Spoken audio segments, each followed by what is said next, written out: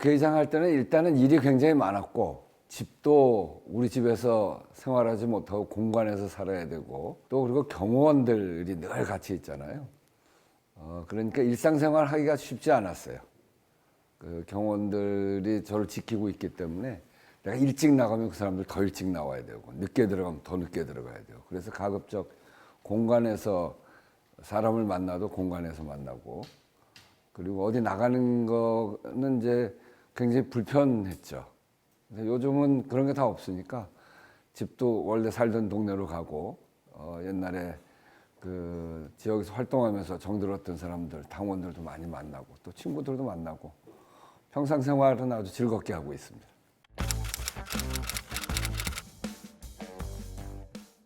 지역의 불균형 문제가 매우 심각하잖아요. 제가 출신은 서울입니다만 민주당 안에서 국회의장 되기 전에 국가균형발전특위위원장을 맡아서 한 적이 있어요. 서울 사람이 국가균형발전 이야기하는 게 제일 좋겠다 그런 이야기를 당에서도 하고 그래서 4선 국회의원 할 때 특위위원장을 맡아서 했는데 그때 살펴보니까 우리 전국토 이 남한 대한민국 땅에 수도권이 11.8%예요. 11.8%의 그 땅 안에 작년으로 하면 작년 연말에 여기에 사는 인구와 수도권 전체 바깥에 사는 인구가 다 합쳐도 수도권 인구가 100만이 더 많아요. 그 얘기는 지역 소멸이 굉장히 심각하고 그런 거죠. 그래서 국가균형발전특위위원장을 하면서도 그때 저희들이 최종적으로 결론을 낸 거는 5개의 글로벌 메가시티와 3개의 강소 메가시티 이렇게 해서 지역 통합을 해나가자 그렇게 생각했던 것 중에 하나가 전남 광주 통합 글로벌 메가시티를 얘기했던 거거든요. 전남 광주, 충청, 수도권, 부울경, 대구 경북 이렇게 글로벌 메가시티 5개 그다음에 전북, 강원, 제주 3개 강소 메가시티 지금은 5극 3특으로 이야기하고 있죠. 그래서 그런 그 지역 균형 발전을 위해서는 수도권 1극 체제가 아니고 우리나라를 그렇게 다극 체제로 만들어서 발전시켜야 되는데 그런 점에서 보면 광주 전남이 첫 번째 행정 통합을 이뤄내고 지방선거도 그렇게 치르고 그리고 아주 글로벌한 그 프로젝트가 진행이 되고 그런 것들이 발표가 되고 그래서 우리나라의 지역 균형 발전, 지역 소멸 문제를 극복할 수 있는 아주 중요한 그런 프로젝트가 시작이 됐다. 그리고 국가 균형 발전이 실질적으로 한 발 내딛는 아주 중요한 계기가 됐다. 이렇게 생각합니다.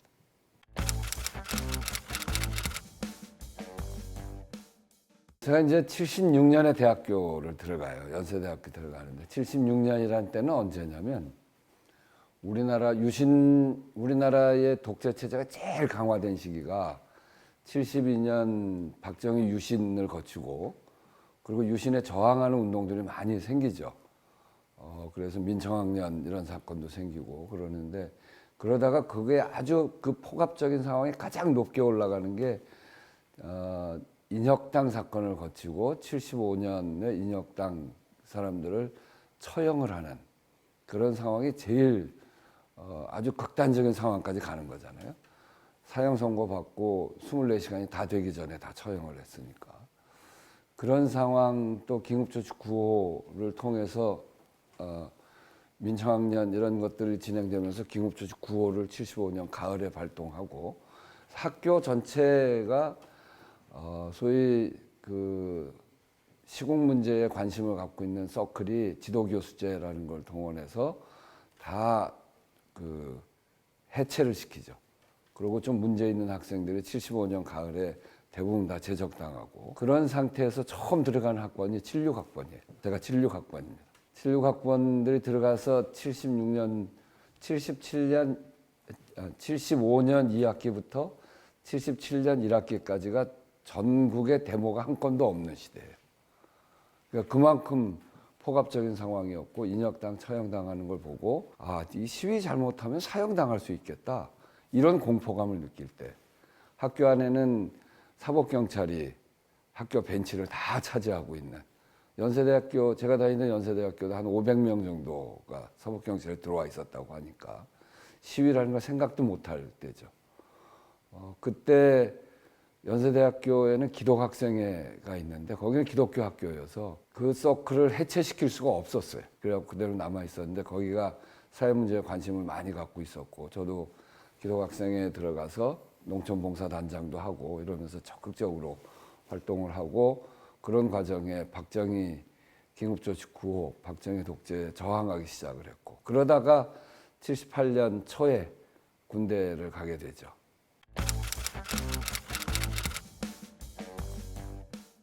제 친구들은 다 그때 감옥을 가고 저는 사실은 그 다음에 회장을 맡자 이래가지고 그 시위에는 좀 빠져 있었는데 회장은 못하고 군대를 가게 됐습니다. 그래서 군대에서 78년, 79년, 80년 7월 달에 제대를 했으니까 그 기간 동안 부마항쟁도 그 기간 동안 있었고 부마항쟁 끝에 11.6 사건이 있었고 12.12 군사쿠데타가 있었고 그리고 서울의 봄을 거쳐서 5.18이 있었죠. 그런 과정을 군대 안에서 지켜보면서 10월 26일 박정희 대통령 시해 사건 있을 때 비상계엄이 걸려서 계엄군으로 원주에서 군대 생활할 때 KBS 방송국에 계엄군으로 나가기 시작을 했어요. 그러다가 이제 또 좀 줄어들었다가 5월 1일부터 15일까지 휴가를 나와서 서울의 봄을 아주 만끽을 하고 들어갔죠.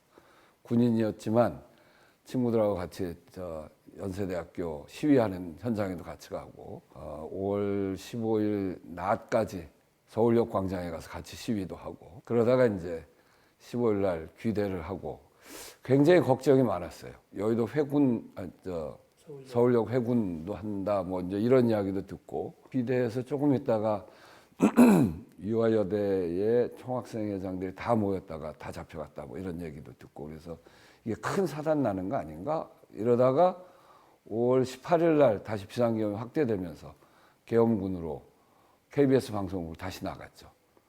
그래서 이게 무슨 일인가 굉장히 답답하고 뭐 그랬는데 그 이제 여러 날 계엄군으로 나가서 KBS 방송국 이제 교대로 거기 가서 총 들고 서 있는데 실탄 들고 서 있었던 거지. 그러니까 이제 밤에도 지키게 되고 KBS 방송국 지키는 일이니까. 그래서 혼자 있게 될 때 이제 제가 원래 노래를 잘해요. 그래서 이런 운동 가요 노래도 하고 밤에 이제 그러고 있다 보니까 한 일주일쯤 지났나?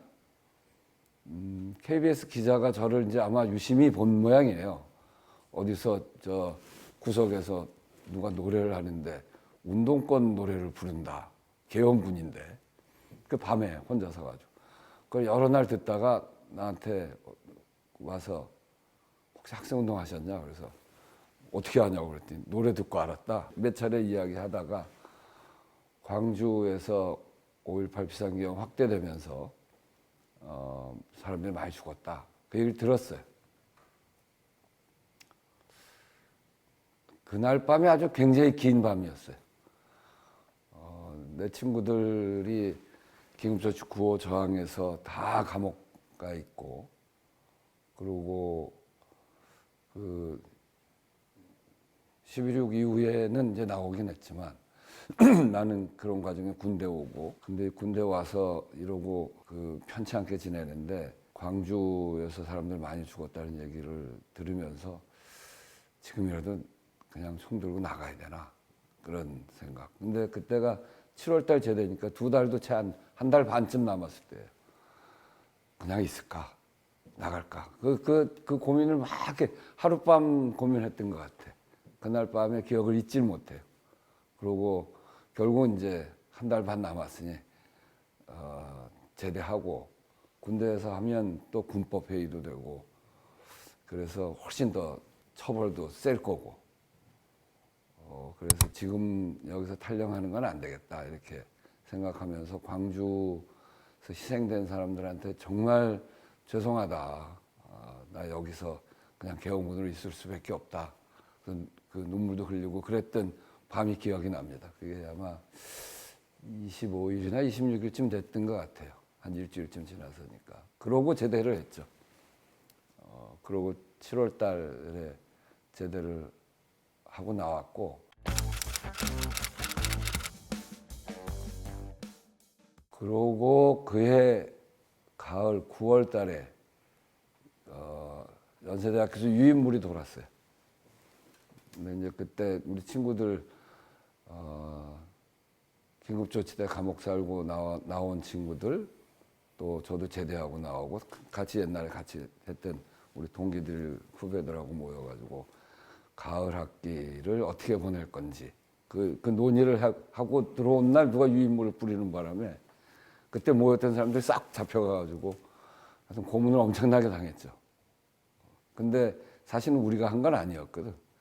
그러니까 다 고문을 받고 각자 했다고 하도 맞으니까 하도 고문 당하니까 며칠 만에 했다고 다 썼는데 내용이 전부 다 달라가지고 시험지를 어디서 샀는지 어디서 이거를 긁었는지 그때는 다 가리방이었으니까. 근데 그게 다 안 맞아가지고 그래서 결국 이 친구들이 아니구나 이렇게 돼서 구류 사는 친구들도 있고 저는 이제 훈방돼서 나오고 그랬었는데 그런 일을 거치고 그 다음에 81년 5월 달에 이제 3월 달에 복학을 했죠. 학교에 복학을 하고 81년 5월 달에 이 5월 광주항쟁 1주년 되는 이거를 그냥 넘길 수 없겠다. 그래서 전두환 그때 국풍 80일이라는 축제를 했어요. 그게 광주 1주년에 눈도 딴 데로 돌리고 이게 그야말로 축제를 국민들의 저항 이런 것들을 가리려고 하는 그런 놀이판 같이 만들려고 했던 거여서 그래서 국풍 80일 반대, 광주항쟁, 진상규명, 살인정권, 퇴진 뭐 이런 걸 9월에 해서 시위를 했죠. 네, 제적됐는데 1심에서 1년 받았었어요. 그때는 이제 집회 및 시위에 관한 법률 위반이에요. 81년 그 전까지는 포고령이었고 그리고 81년 들어서는 이제 포고령은 해제가 되고 개헌 포고령이죠. 해제가 되고 집회 및 시위에 관한 법률 위반으로 처벌을 했지. 그때는 대개 다 주범 시위, 학내 시위, 학생들 시위를 하면 주범은 1년, 그러고 아니면 10월, 8월 이렇게 했는데 우리는 3명이 같이 들어갔는데 내가 이제 학년이 제일 높고 나 군대 갔다 왔으니까. 군대 갔다 와서 시위하고 감옥 가는 사람들도 별로 없죠. 되게 이제 군대 가기 전에 시위하고 군대 안 가고 그랬던 적이 많은데. 저는 군대 갔다 와서 시위를 해서 제가 학년이 제일 높고 제 후배들이랑 같이 해서. 근데 3명 다 1년 받았어요. 그러고 1심에서 1년, 구형 5년에 1년을 받았는데 그때 검사가 그 공안검사로 유명한 정형근이에요. 그 사람 아주 그냥 독하게 했지. 구형을 5년을 때렸는데 1심에서 1년 받았는데 2심 때도 검사가 그대로 쫓아와서 정형근 검사가 그대로 하고 2심에는 3년 받았어요. 그러니까 오히려 2년이 더 늘어났지. 특별히 추가건이 있었던 것도 아닌데 감옥에 살 때 행형 성적이 나쁘다. 감옥 안에서 이제 많이 떠들었거든. 전두환 물러가라 뭐 이런 소리 많이 징벌도 많이 먹고 그러고 최후 진술하면서 이 살인 정권하고 끝까지 싸우겠다. 뭐 그게 투쟁 선언이라고. 그래서 3명 다 3년을 받아요. 그게 특별한 케이스예요. 다른 재판은 그런 건 없어. 우리만 시범 케이스로 찍혔던 거죠. 거의 군인들이 좋아하는 시범 케이스 있잖아요. 시위가 줄어들지 않고 81년 1학기부터 우리 시위가 아마 첫 번째 시위인가 두 번째 시위인가 그래요. 성대가 먼저 있었나? 우리가 먼저인가? 하여튼 그래서 맨 앞에 있는 시위예요. 그러고서 계속 시위가 벌어지고 2학기 때도 계속되고 이렇게 되니까 누구 한 팀은 아주 그냥 이렇게 징역을 많이 살릴 수 있다. 이런 걸 보여주려고 그랬던 것 같은데 행형 성적이 나쁘다. 또 마지막에 그 최후 투쟁 선언을 했다. 뭐 그런 게 빌미가 됐다고 그러는데 2심에서 3년 받는 아주 이례적인 재판을 했죠. 그리고 감옥 산 거는 83년 크리스마스 때 나왔으니까 5월 달에 들어가서 한 2년 8개월쯤 감옥을 살았어요.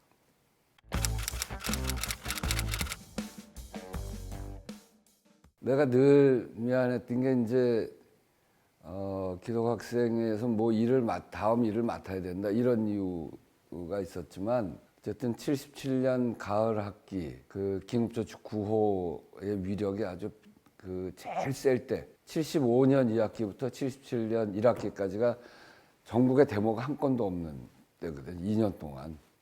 근데 77년 2학기 가을에 연세대학교에서 시위가 터진단 말이에요. 그게 이제 우리 동기애들이 한 거거든. 첫 시위가 노무현 대통령 때 비서실장이었던 노영민, 그때 사회수석했던 김거성이 한 팀이 돼서 들어가고, 그 다음에는 이제 강성구라고 민주화운동 기념사업회 부이사장 하던 친구가 중심이 돼서, 그리고 친구들이 다 감옥 갔는데 저는 감옥 안 가고 결국 군대를 갔잖아요. 그것도 이제 되게 이거 결과적으로 보니까 이게 되게 그 미안한 생각도 들고, 그러다가 5.18을 겪으면서 5.18에서 그렇게 많은 사람들이 죽고 마지막에 나와서 이제 그 5.18 때 상황을 자세히 이렇게 보면서 마지막 도청의 마지막 날 밤을 지켰던 사람들의 심정 이런 걸 생각하면 피해갈 수 있는 일이 아니었죠. 81년, 82년, 83년 그때 5월은 5.18 때 그 쓰러져 가신 분들 또 민주주의를 지키기 위해서 희생되신 분들을 생각하면 피해갈 수 있었던 일이 아니에요. 그래서 81년 5월에 이런 정신을 이어가기 위한 시위라도 해야 되겠다 이렇게 생각하고 그러고 시위를 한 거죠. 근데 좀 억울한 게 너무 길게 못했어요. 학교 안에 경찰들이 너무 많고 한 5분 만에 잡혔어. 5분 만에. 그래서 그 유인물 뿌리고 8일 연세대 반파쇼 구국투쟁 선언인가 뭐 그렇게 해서 유인물을 뿌리고 5분 만에 잡혀서 그러고 구속됐는데 시위를 제대로 크게 이끌지 못한 것도 감옥에 들어가서 오랫동안 트라우마가 돼가지고 잠도 잘 못 자고 그랬었는데 어쨌든 뭐 그래서 감옥살이를 했죠.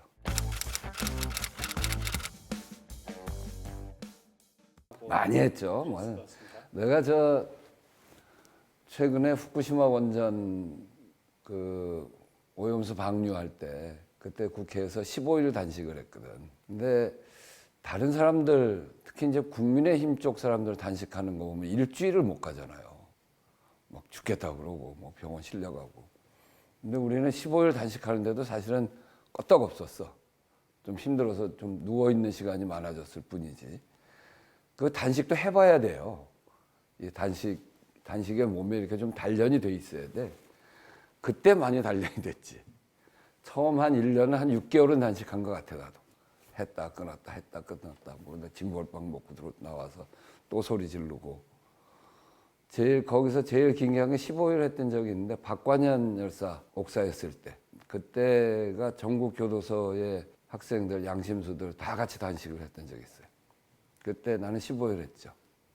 그래서 그 안에서라고 해서 뭐가 그냥 감옥 사는 건 아니고 늘 그 최소한 재소자의 인권, 부식 문제부터 해서 시국에 여러 가지 상황이 생기면 그것에 대해서 문제 제기하고 또 소리치고 그런 일들이 지속적으로 계속했죠. 그래서 특히나 행정 성적이 나빠서 1년에서 3년 받았잖아요.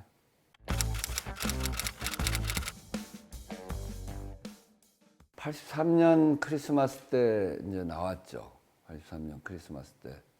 사실은 그게 기껏 해봐야 다 살아봐야 84년 5월이었으니까 얼마 안 남기고 1심에서 1년 받은 걸 3년을 때려가지고 그리고 2년 8개월 살고 그리고 몇 개월 감형해 준다고 나가라니까 그것 좀 억울하더라고. 그래서 처음에 안 나간다고 막 버텼죠.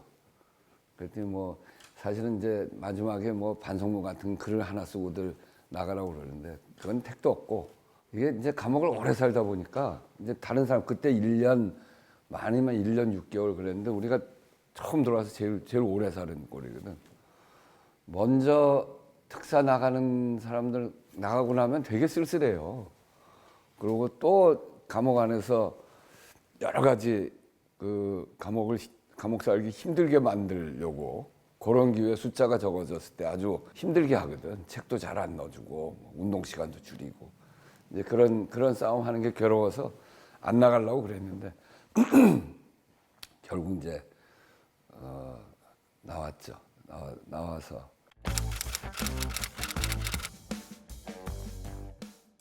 처음에는 그때 83년, 84년 이렇게 민주화운동 했던 사람들, 학생운동 했던 사람들, 많은 사람들이 노동운동을 하기 시작을 해요.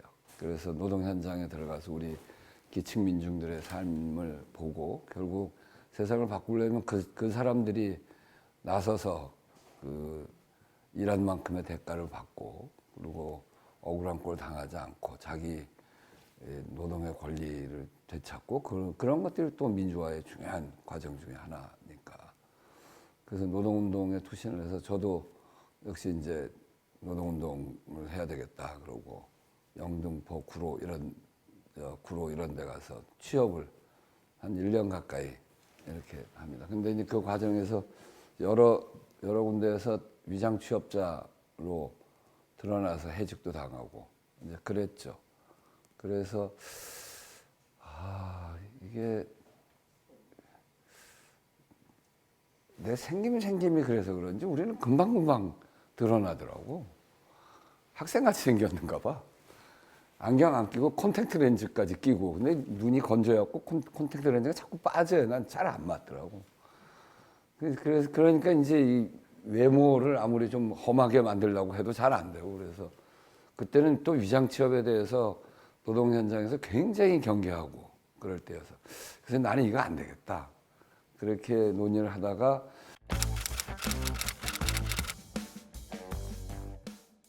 우리 학교에서 잘린 사람들 중심으로 해서 학교 앞에서 서점하자 그런 논의들을 했어요. 그래서 학교 앞에 서점을 만들었는데 그게 알서림이에요. 그걸 이제 제가 사장을 하기 시작을 했지. 참 장사가 잘 됐어요. 그러니까 알서림의 알자가 그때는 레볼루션, 우리가 혁명하자고 할 때거든. 혁명의 줄임말이 알이거든. 그래서 그 알이냐, 혁명 알이냐. 근데 알이야 알자는 알다, 뭐 이런 뜻이란 말이에요. 그래서 그런 뜻이 아니고 배우자, 알자 이런 뜻이다. 뭐 그렇게 얘기를 했지만 학생들 사이에서는 저 서점이 진짜 혁명운동하는 서점이다. 그렇게 소문들이 나고. 그래서 재밌었던 거는 김부겸 또 강금실 장관의 남편 김태경이라고 이론과 실천 출판사 하는 두 분이 연대 앞에서 서점을 했어요. 오늘의 책이라는 서점을 했고 우리는 건너편에 알서점이라고 하는데 여기가 규모가 한 3배쯤 돼요. 크지. 그리고 여기 이제 작고. 근데 많은 사람들이 오늘의 책에서 만나고 책 고르고 알서점에 와서 사. 그래서 아마 수익은 비슷했을 것 같아. 되게 텃세가 심하다. 연대가 텃세가 심하다 그랬는데 하여튼 그런 것보다는 이 알서점이 여기서 책을 사면 이게 운동에 도움이 된다. 이런 인식이 넓게 퍼지고 사실은 거기 수익 중에 일부가 그때 노동운동하는 쪽으로 가기도 했고 그랬었죠. 그래서 서점을 한 1년 넘게 했는데 그게 학생들한테 그렇게 소문이 나면 경찰이나 무슨 정보기관 귀에는 안 들어가겠어요. 그래서 알서점에 있는 우원식이 그런 역할을 한다. 거기가 이 운동권들의 아주 중요한 노학연대의 중요한 고리다. 그래서 굉장히 감시가 심해져가지고 그래서 나중에는 내가 더 하기가 좀 어려웠어요. 서점 들락날락 거리면 또 수색당하고 그러니까 서점 점점 못 들어오게 되고 그래서 안 되겠다 그래서 내가 여기를 관둔다 그래서 이제 관두고 나오고 그러고 그 다음에 한 거는 이제 좀 숨어서 지내야 되겠다.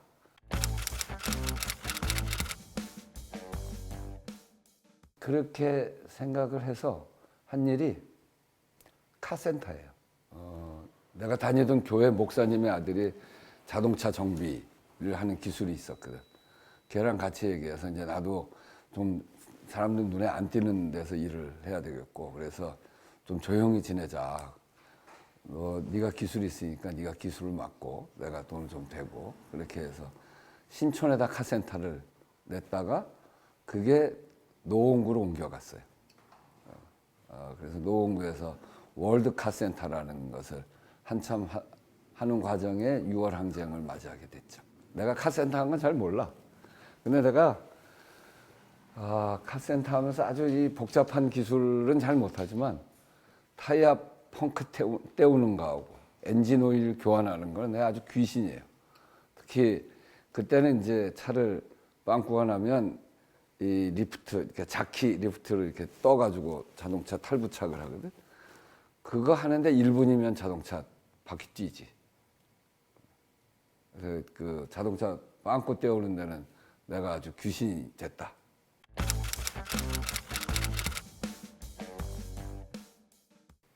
그때는 이제 87년이니까 복학해서 아마 뒤쪽에 있었을 거예요. 그러니까 대학생들이 막 뛰어나가고 붙고 우리는 이제 뒤에서 이렇게 그냥 지켜보고 있었지. 복학하고 그랬으니까. 6월 항쟁 과정에 한여리가 이제 그 최루탄 맞는 장면을 뭐 아마 뒤에 그 장면을 보지는 못했고, 근데 이제 그때가 이미 87년 6월 항쟁 때는 우리도 온갖 시위에 참여를 했지. 그러니까 특히 이제 그때는 거점이 명동이었잖아요. 명동에 시위대가 들어가고 명동을 거의 지켜주고, 그래서 6월 항쟁의 시위로 보면 거점이 명동이었고 명동 주변에서 싸움들이 많이 있었죠. 학교에서는 재학생들이 중심으로 했다면 우리 같이 이제 선배 그룹들은 명동 주변에서 시위도 하고 그래서 이제 6월 항쟁 때 그렇게는 참여를 했고 그때가 이제 내가 카센터 할 때예요. 또 한편은 카센터 할 때인데 조직적으로 결합하고 하는 일에는 그 전에 워낙 이렇게 많이 찍혀 있어서 그거는 당분간 안 한다 이런 생각이었는데, 재밌었던 게 6월 항쟁이 국민운동 본부가 만들어지고 국민운동 본부가 유인물을 이제 전국으로 나르고 하는데 차 갖고 있는 사람이 별로 없어. 그거를 실어 나를 차가 없어요. 근데 카센터에는 봉고차, 수리 출장차가 있거든. 그거를 이거 유인물 실어 날라야 되는데 차가 없는데 이거 좀 며칠만 쓰자. 이렇게 갖고 가기 시작해가지고 한 달쯤 쓴 것 같아. 결국은 차 뒷문이 다 망가져 갖고 왔는데 이제 그러면서 이게 내가 카센터라고 있어도 뭔가 좀 하긴 해야 되겠다. 이렇게 생각을 하고 이제 6월 항쟁에 부분적으로 참여를 하죠. 그래서 6월 항쟁을 거치고 그게 개헌이 되고 그리고 이제 대통령 선거로 들어가죠.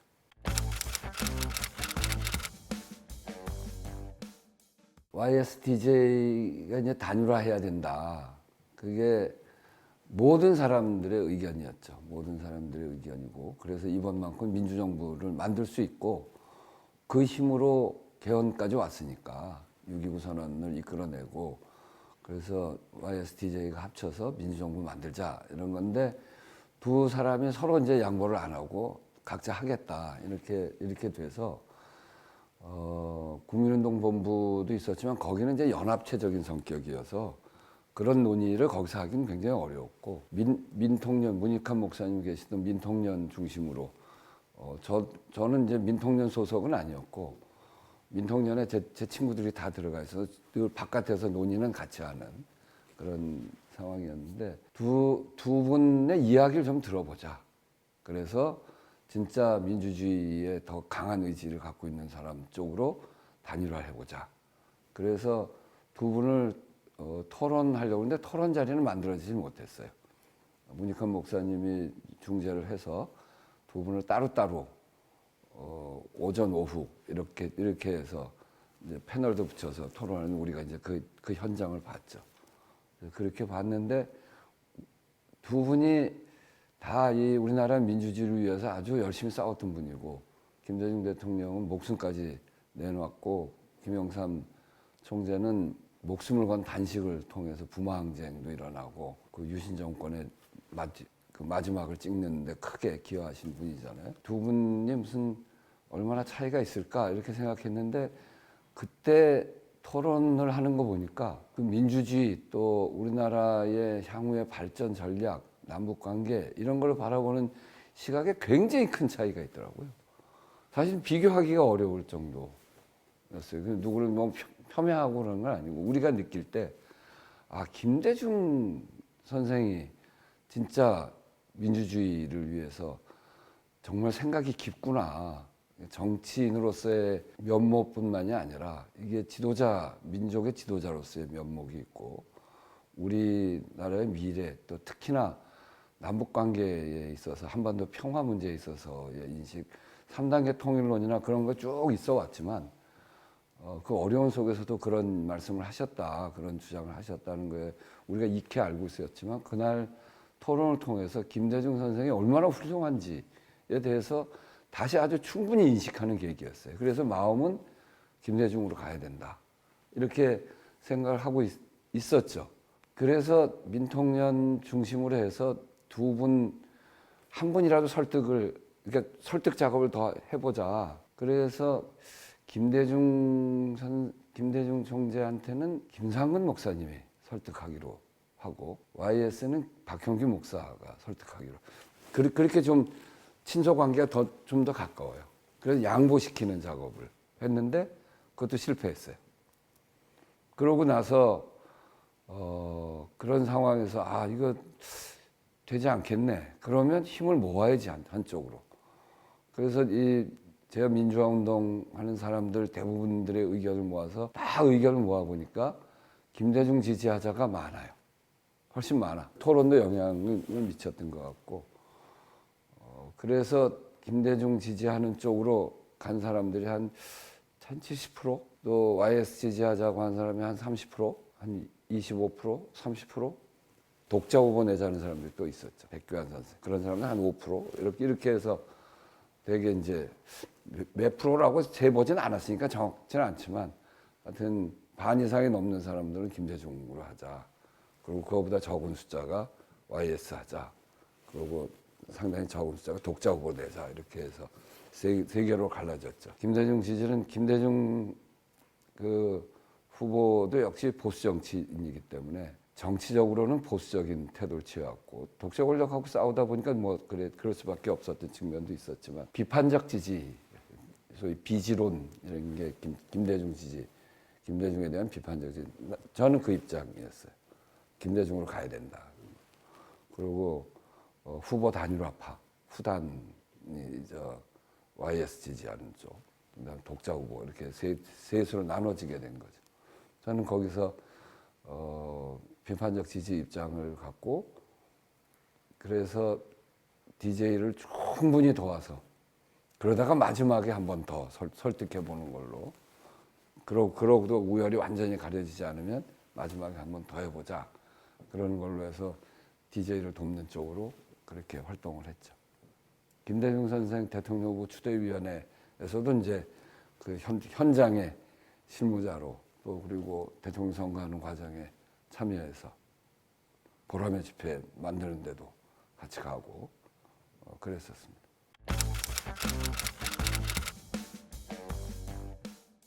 근데 사실은 72년 대선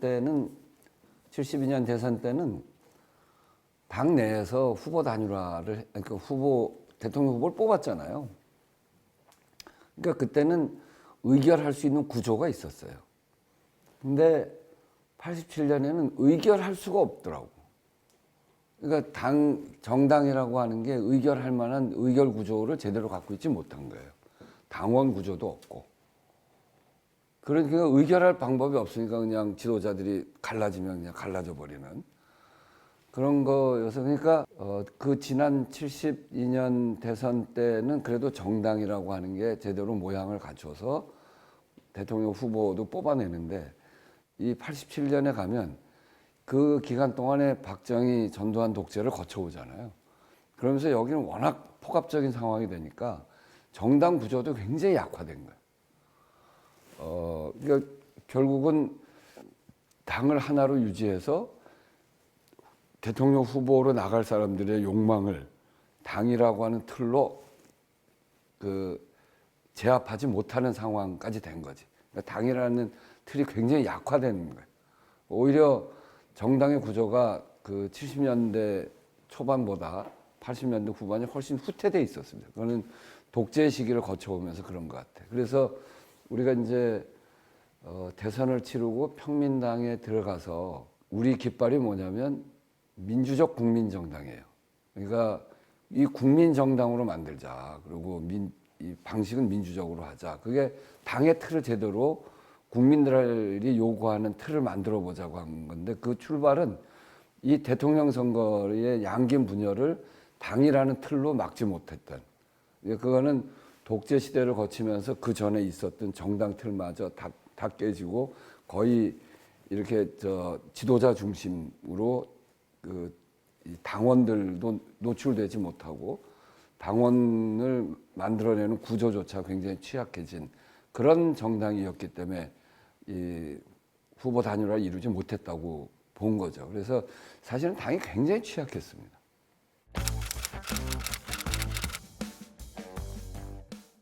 88년 총선 앞두기도 했는데 77년 대선 끝나고라고 봐야죠.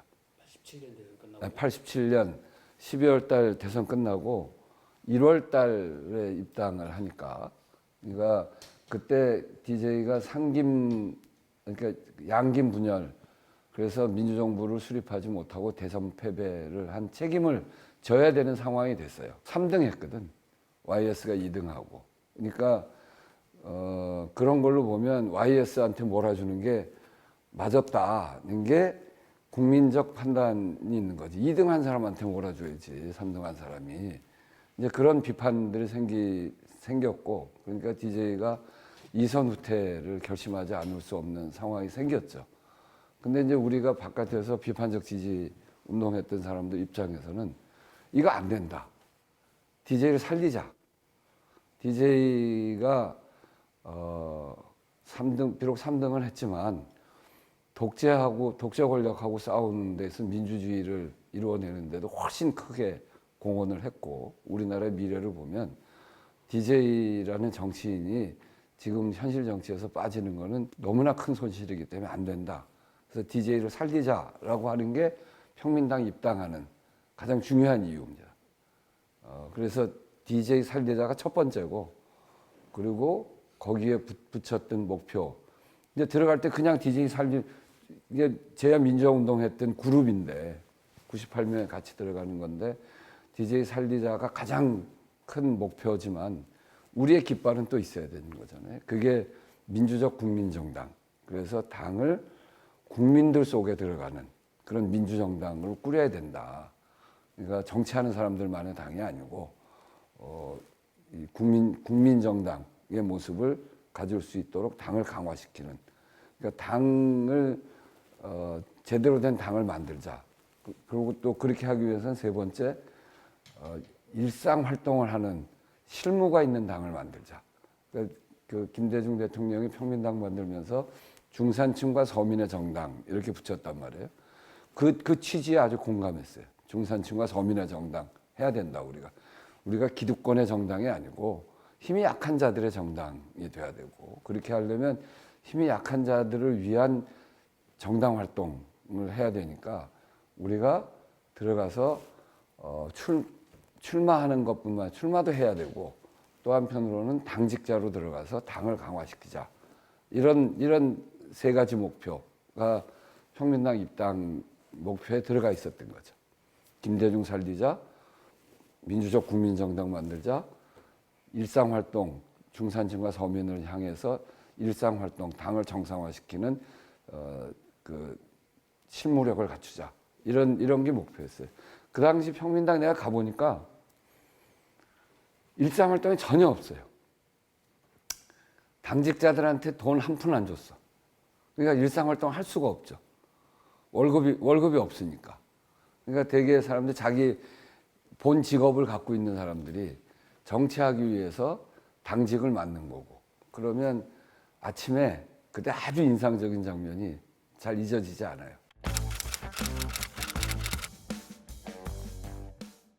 여의도 백화점이었는데 대선 끝나고 김대중 총재가 당을 이렇게 나오면 엘리베이터에서 총재 들어가는 사무실까지 쭉 도열을 해. 그러면 김대중 총재가 악수를 한번 슉 해요. 그러고 들어가죠. 그러면 여기 사람들이 다 각자 자기 자리에 자리는 다 있으니까 자리에 가서 앉아. 그러다가 한 10시쯤 되면 10시, 11시쯤 되면 쑥 다 빠져나가. 자기 생업하러 가는 거야. 그러니까 일상활동이라는 게 없지. 그 중에 일부 사람들이 좀 남고 우리 평민년으로 들어간 젊은 그때 내가 30대였으니까 88년, 89년 이럴 때니까 30대 그때도 제가 이제 제일 청년 활동가 그룹의 선배격이었고 내가 총무국장도 하고 그랬으니까 그 대학교 막 졸업하고 20대부터 해서 30대 중반까지 한 60여 명이 자기 자리에 앉아서 기획조정실, 인권위원회, 노동위원회, 대외협력위원회 이렇게 바깥쪽을 향해서 일하는 그런 부서에 많이 배치가 돼가지고 그 일상활동을 했죠. 그 전까지는 그러니까 일상활동 아무것도 없었어. 뭐 회의를 해도 회의록 같은 것도 없고 민원이 들어오면 민원 처리하기도 쉽지 않고 그래서 그렇게 하면서 당직자들 평민당 때 당직자들도 이제 활동을 시작하고 그러면서 당 시스템이 갖춰지기 시작을 했죠.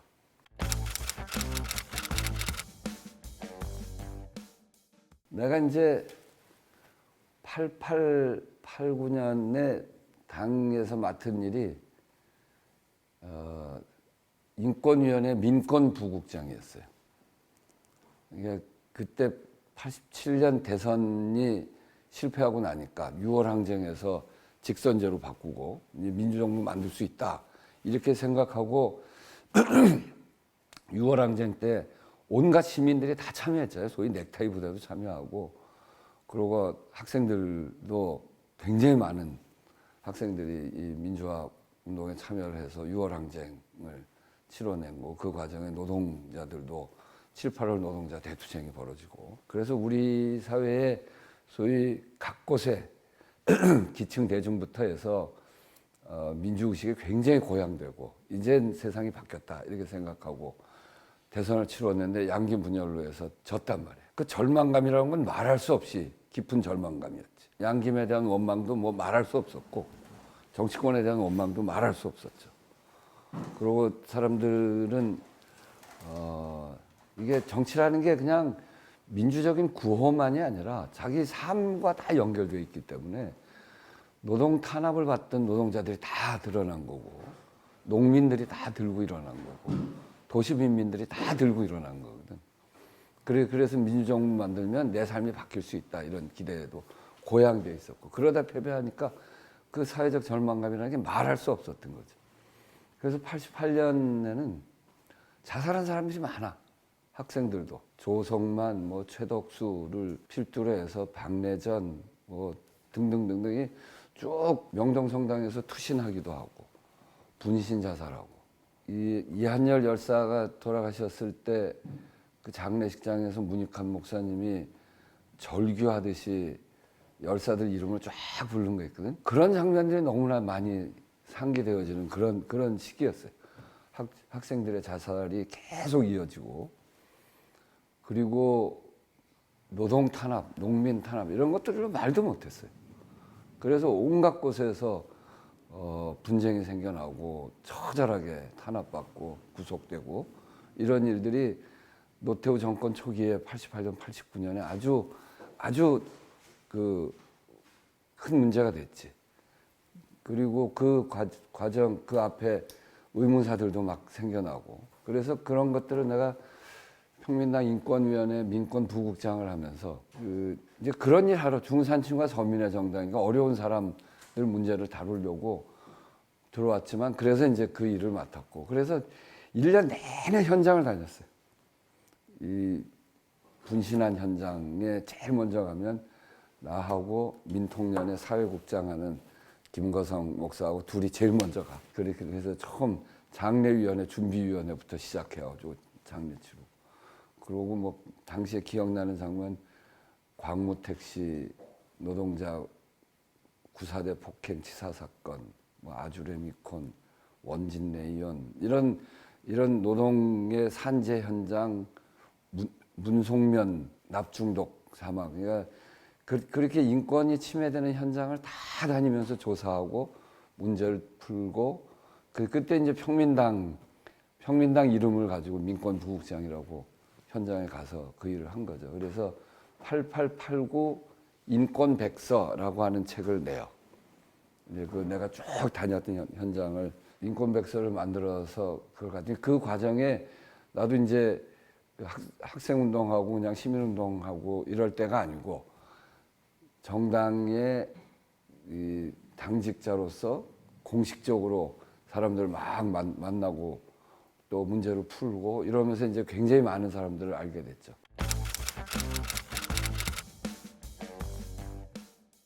전태일 열사 어머니하고 광무택시라고 저 망우리에 있는 택시에 민주노조를 만들려다가 구사대한테 맞아서 죽은 사람 사건이 있어서 그러니까 그거를 의혹 사건으로 해서 진상규명을 막고 결국은 경찰이 와서 시신을 가져갔는데 하여튼 그러니까 시신 가져갈 때 우리를 내쫓고 가족들이 타협을 했구나. 가족들이 타협을 해서 시신을 빼서 우리가 그 진상규명하려고 했던 활동을 제대로 다 못하고 끝난 사건이기도 한데 그때 한 60여일 영안실에서 그 전태일 어머니 이소선 여사랑 같이 숙식을 하면서 거기서 지냈었거든. 근데 그 얘기를 김대중 총재한테 다 얘기를 해주고 그거 가지고 인권백서 나온다고 하니까 그 얘기 들을 때 나 한번 불러가지고 이거 우원식 부국장 진짜 열심히 한다. 내가 이소선 어머니한테 얘기 들었더니 그렇게 한다고. 그렇게 하는 게 우리 당이 추구해야 될 길이요. 현장에 가서 어려운 사람들 많이 도와주고 우리가 이거 잘 싸워야 된다. 그런 얘기 한번 해주신 적이 있고 인권백서 만들었을 때 그거를 이제 드렸더니 너무너무 좋아. 내가 그 책을 영수회담 할 때 노태우 대통령한테 꼭 갖다 줘야 되겠다. 그렇게 얘기하시고 나한테 수고했다고 돈을 주셨는데 한 100만 원 줬어요. 우리 그때 한 푼도 월급을 받지 못할 때야. 그게 89년, 90년 초쯤 된 것 같아. 90년 초. 그러니까 그때 돈 100만 원은 큰 돈이지. 그래서 그 돈 받아가지고 우리 이제 인권위원회 나랑 같이 하던 우리 당직자들 몇 분 있어요. 그분들하고 같이 식사도 하고 또 평민위원으로 들어와서 그 실무를 맡아서 하는 사람들하고 이렇게 몇 차례 회식도 하고 그랬는데 그때 아주 기분이 몹시 아주 좋았죠.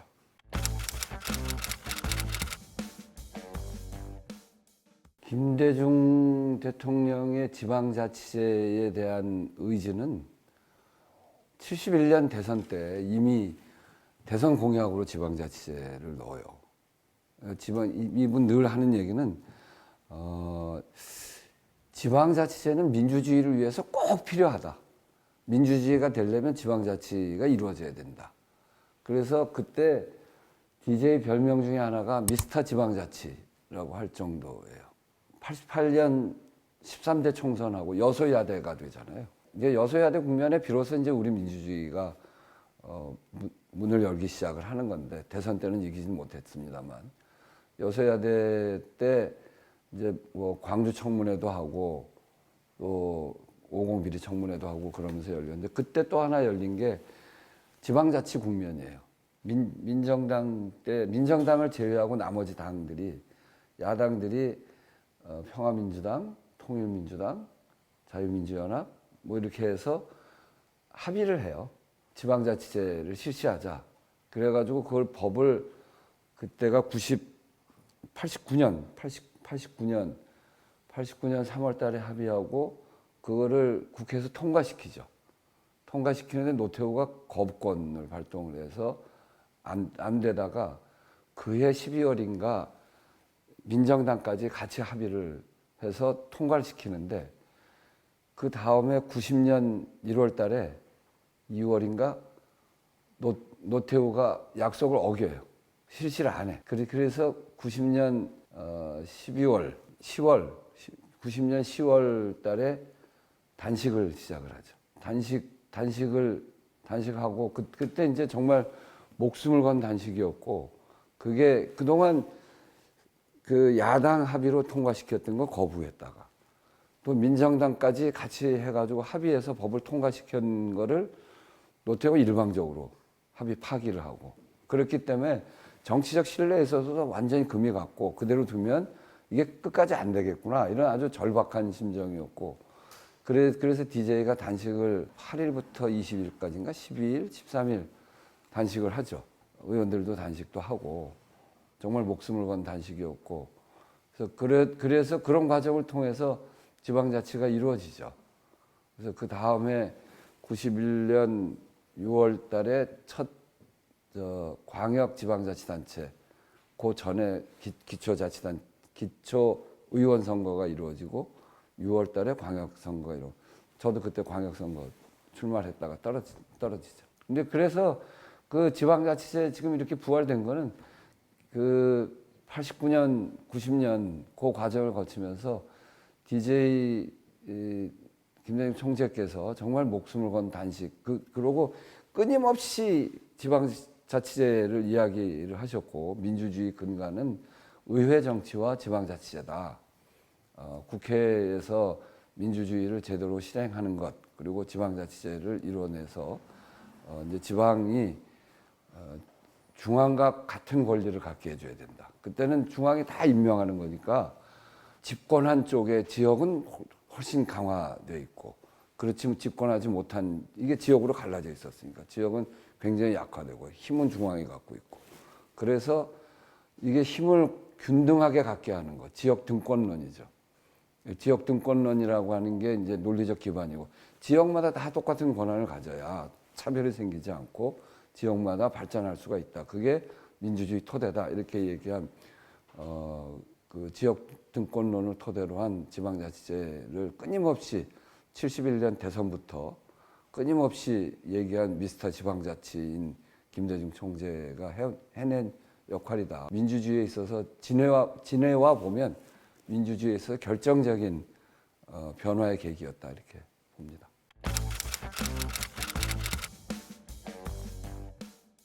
우리가 이제 제야 민주화운동을 하다가 평민당에 들어올 때의 목표가 이 DJ로의 정권 교체죠. 평민당 들어갈 때. 그러니까 수평적 정권 교체. 정권 교체 해보자. 뭐 나중에 DJ가 수평적 정권 교체라고 했지만 우리는 민주정부 만들자. 그러니까 이제 가장 중요한 목표죠. 유월항쟁하고 그때 만들 수 있었는데 양김 분열 때문에 어쨌든 안 됐고 그래서 우리는 DJ를 선택했고 DJ로의 정권 교체 민주정부를 만드는 게 목표였는데 87년에 드디어 된 거죠. 정말 우리 역사에 있어서 DJ가 이 감옥 사형 선고 받았을 때 동료들한테 한 얘기가 뭐냐면 같이 온 피고들한테 나는 여기서 죽더라도 여러분들은 보복 정치하지 마라. 보복하지 마라. 그리고 나를 이렇게 만든 사람들 용서한다. 그게 얼마나 감동적입니까? 그러니까 살려주세요도 아니고 뒤로 타협도 안 하고 그리고 저들의 그 폭압에 굴복하지 않고 싸웠던 사람으로 민주주의 또 한반도 평화에 대해서 확고한 의식을 갖고 있는 사람으로서의 민주정부가 만들어진 거니까 우리는 그때 우리의 목표가 이루어졌다 이렇게 생각한 거지. 김대중 정권 교체가 하여튼 그런 점에서 그때 정권 교체해 가는 과정에 일어났던 여러 가지 일들 특히 이제 우리로서는 좀 복잡했던 게 DJP 연합이에요. JP라고 하는 사람이 5.16 군사 쿠데타의 주역 중에 한 사람인데 거기랑 손잡는 거에 대해서 비판하기도 했는데 나중에 돌이켜 생각해 보면 DJ가 굉장히 자신이 있고 아주 속이 이 국가를 어떻게 운영해 갈지에 대해서 또 그런 사람들에 대해서 어떻게 설득해 갈지에 대해서 너무나 내용을 갖고 계셨던 분이기 때문에 자신감 속에서 나온 것이라고 생각하고 결국 DJP 연합을 통해서 지역도 극복을 했고 또 그 이후에 가면 JP에게 경제와 관련된 총리도 줬지만 경제와 관련된 부서는 다 주고 김중건 비서실장, 이종찬 국정원장 이런 것 같이 보수 쪽 인사들을 아주 적극적으로 기용을 해서 일을 하게 하고 근데 그분들이 지금도 김중건 실장님 또 그 이후엔 당대표도 하시니까 김중건 대표님인데 그분이나 이종찬 원장님이나 전혀 그 이후의 행보에 변함이 없어요. 그런 걸로 보면 DJ가 그 DJP 연합을 전술적으로 택하고 그래서 지역을 묻고 또 거기다 큰 권한을 또 주기도 하고 또 보수적인 인사들을 끌어모으기도 하고 이러면서 본인이 갖고 있었던 지역적인 한계나 이런 것들을 극복해가는 과정에 정말 대단한 그 역량을 갖고 계셨고 또 우리 국민들이 민주주의를 이루고자 했던 그 열망이 굉장히 높았기 때문에 전혀 타협하지 않고 수평적인 정권 교체를 이루어서 민주정부의 첫 발을 만든 DJ에 대해서 정말 아직도 존경하는 마음입니다.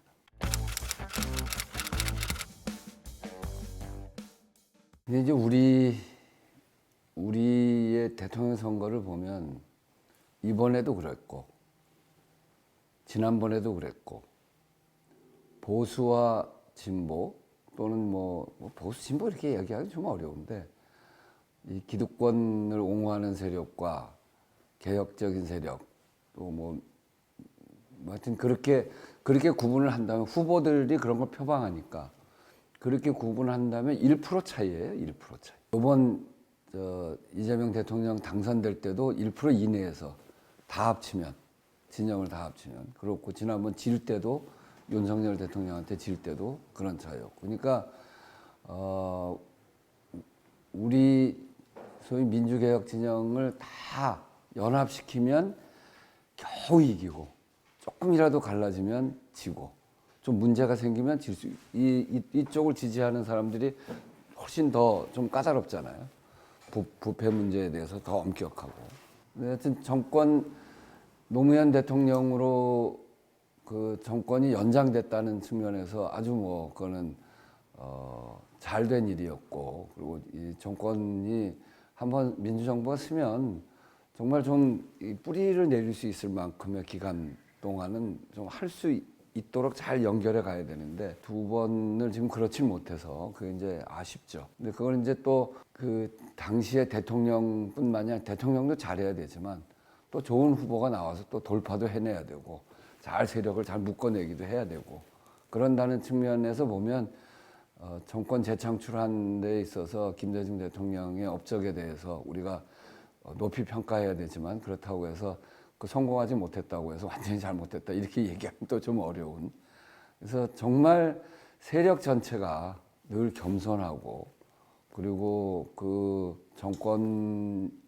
운영하는 그 틀 민주주의를 만들어가는 그 중심 정신에 국민의 삶을 제대로 넣고 그래서 국민의 삶 중심으로 잘 끌어가야 된다라고 하는 교훈을 삼을 때 DJ 대통령의 그 5년간의 과정에 해왔던 일들에 대해서는 다시 한번 잘 평가도 하고 그 높이 좀 우리가 높게 평가해야 될 측면들이 있다고 생각합니다.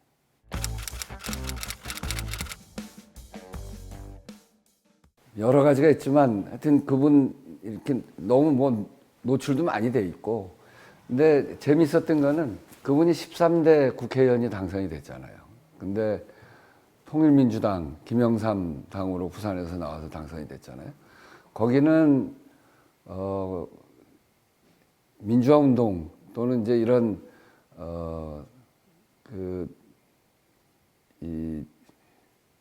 다 민주주의를 했기 때문에 그렇게 하지만 이런 문화, 이 소위 민주화 운동을 했던 문화로 보면 통일민주당이라고 하는 이제 과거에 정치하는 분들 사이에 거긴 한 분 계셨고 평민당은 평민연이라고 하는 제야입당파 그룹이 들어왔었고, 그러니까 평민연 제야입당파 그룹하고 노무현 대통령이 정당에 참여하기 전에 이 6월 항쟁 때 했던 활동이 같은 활동들이거든요. 국민들의 아주 그 민주화 운동 한 과정 속에 참여했던 분들이고, 그래서 사실은 노무현 대통령이 이 평민연으로 참여했던 이 평민당 쪽의 국회의원들하고 훨씬 더 가깝죠. 이해찬하고 훨씬 가깝고, 그리고 여기 있는 사람들하고 이렇게 지내기를 훨씬 더 좋아했어요. 혼자서 가끔 나는 이제 88년, 89년 평민당 당직자로 하다가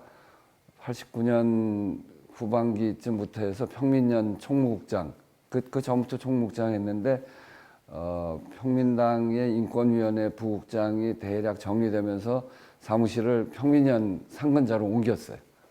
평민연 사무실에 있었는데, 거기도 노무현 그 의원이 심심하면 좀 놀러 왔어요. 그리고 거기서 이제 뭐 이런저런 얘기하고, 또 통일민주당 안에서 이렇게 지내면서 좀 놀고 같이 좀 어울리고 해야 되는데, 그런 게 좀 답답하다부터 해서 평민당은 좋겠다, 이런 젊은 사람들 막 들어와 있어서 활기 있게 움직이고 하는 게, 그러면서 이제 본인의 미래에 대해서도, 본인의 꿈에 대해서, 이 지역주의 문제에 대해서도 막 토로하는 그런 자리가 여러 차례 있었죠. 같이 술 마신 기억도 있고. 그래서 참 좋은 형 같은 그런 느낌을 가지고 있어요.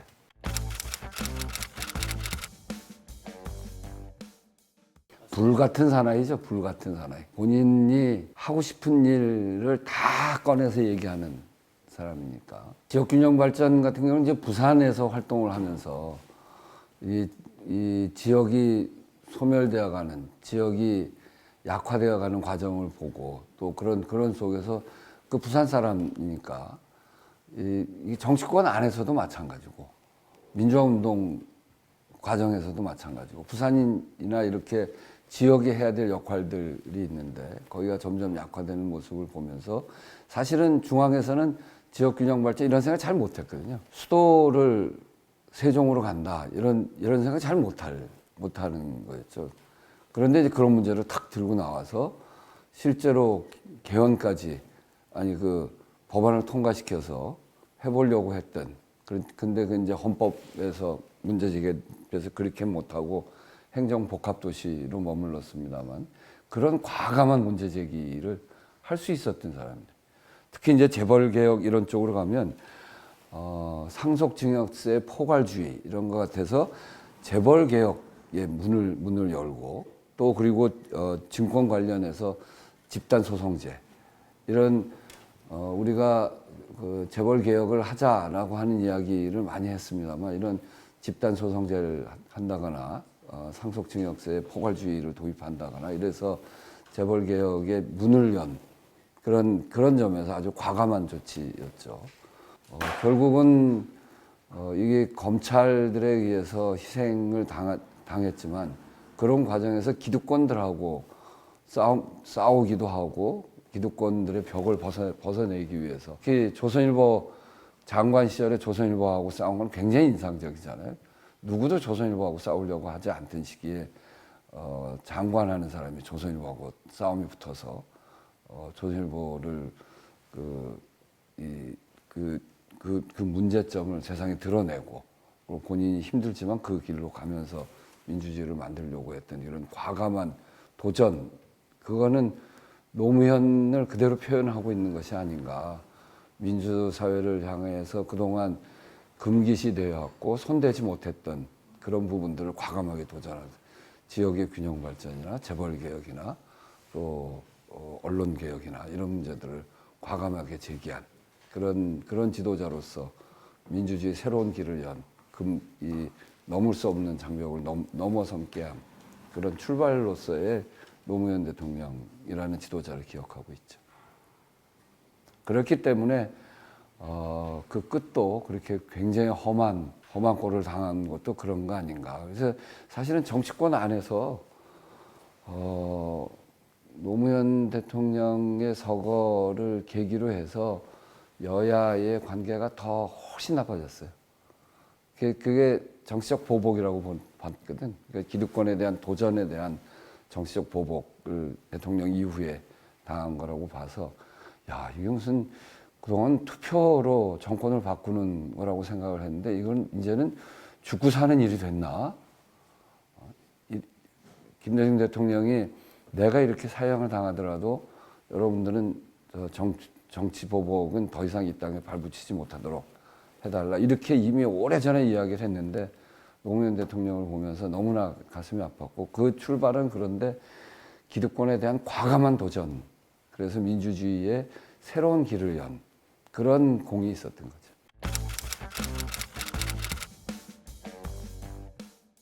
인연이 많죠. 문재인 대통령이 국회의원이 되셨잖아요. 제일 관심을 갖고 참여했던 데가 내가 만든 을지로위원회일 거예요. 문재인 대통령의 구호는 사람이 먼저다 이런 거잖아요. 그게 을지로위원회의 정신을 그대로 담고 있는 거거든. 힘이 약한 자들의 가장 강한 무기로서의 정치. 그러니까 을지로위원회 구호란 말이에요. 그래서 문재인 대통령이 국회의원이 되고 을지로위원회가 했던 CNM 투쟁이나 그 중소상인 적합업종 제도나 이런 싸움할 때 현장에 같이 왔어요. 그리고 제가 했던 후쿠시마 원전 폭발하고 그 다음에 노원구 아스팔트에서 방사능이 나오면서 제가 만들었던 단체가 탈핵 에너지 전환 국회의원 모임이에요. 거기도 참여했지. 그래서 대통령 되고 난 다음에 탈원전 이야기도 하고 그랬었는데 그런 점에서 근데 문재인 대통령이 탈원전 얘기했던 것보다는 훨씬 그거를 공격하는 쪽이 이걸 프레임을 씌워서 좀 문재인 대통령 좀 억울한 면이 있어요. 문재인 대통령의 탈원전이 그냥 당장 원전을 없애자는 것이 아니고 전 기간 쓰던 원전은 그대로 쓰고 수명이 다한 원전을 차츰 줄여가면서 에너지 전환하자였거든. 근데 그렇게 보면 60년 걸리는 세계에서 원전으로부터 벗어나서 에너지 전환을 통해서 재생에너지로 가자고 하는 나라 중에선 속도가 가장 느린 거였는데 그냥 탈원전이라는 프레임을 씌워서 좀 그랬던 측면이 있는데 원전의 위험성을 제기하고 그리고 에너지 전환 그린 뉴딜 했잖아요. 그린 뉴딜 제기하면서 재생에너지로의 전환을 아주 세게 주장하시고 그거를 사업을 시작하게 했던 그런 점들이 저랑은 아주 긴밀하게 연결이 돼 있습니다. 그래서 그런 일을 같이 하기도 했고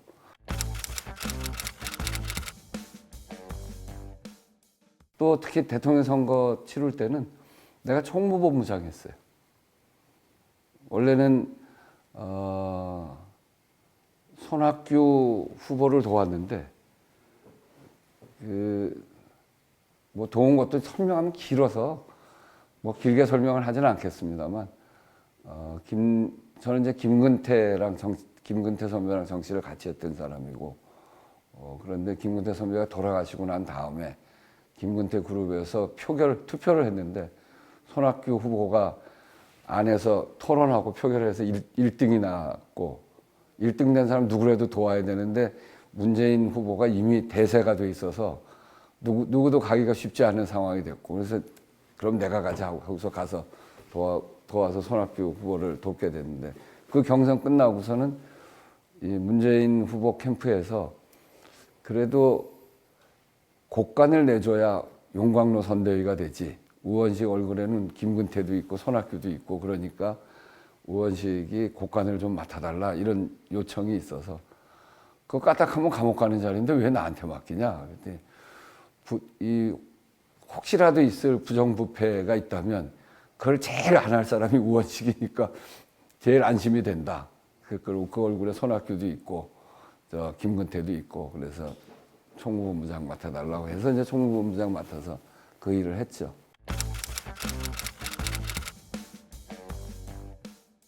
이제 그렇게 보면 선거 과정에서부터 깊은 인연을 맺었고 또 대통령 하시는 과정에 을지로위원회가 제기했던 많은 주제들 정규직의 비정규직화 그리고 에너지 전환 그리고 을들의 여러 가지 문제들, 뭐 소득주도 성장 이런 거하고 다 연결되어 있는 주제를 같이 논의했던 그런 대통령입니다.